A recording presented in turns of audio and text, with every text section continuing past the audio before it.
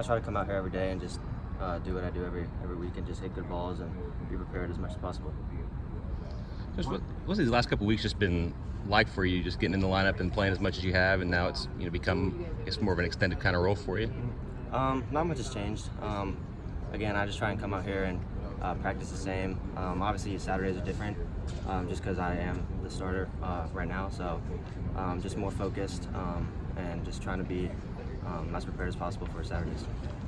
When you looked like you pured that one that kind of flipped the field, and doing it on the road, what were the emotions like? I mean, you seem pretty calm, but yeah. the emotions had to be pretty high at that point. It was cool. That stadium was crazy. The atmosphere was cool. Being back home in UVA was also really fun, but at the moment, the ball came off my foot good, and we pinned him down deep. So. What was it like being home? I don't know how many friends and family you may have had there, or how close that is to home for you, but yeah. what was that like? It was fun. It's about 2.5 hours away from home, so I had a lot of family and friends come to the game and watch me and support me.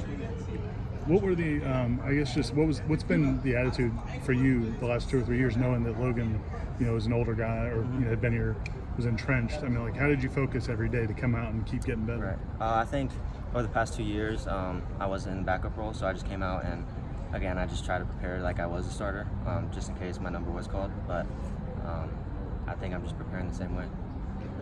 And then how did they tell you would be going out with the captains? How did that? I've actually found out about 15 minutes before the game.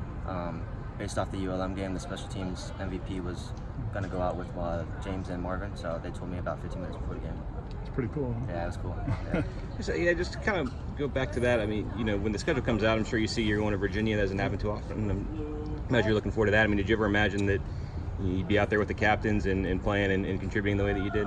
No, I didn't imagine it. It was cool. It was definitely it was fun to be back home at UVA and being able to be a captain for Florida State. So. How did you end up here from Virginia to Florida State? Florida State was always my dream school. I got an offer kind of late, right before the spring game in 2017. And I had a couple other offers, but Florida State stood out to me ever since they won the national championship. So it's always been a dream to come here.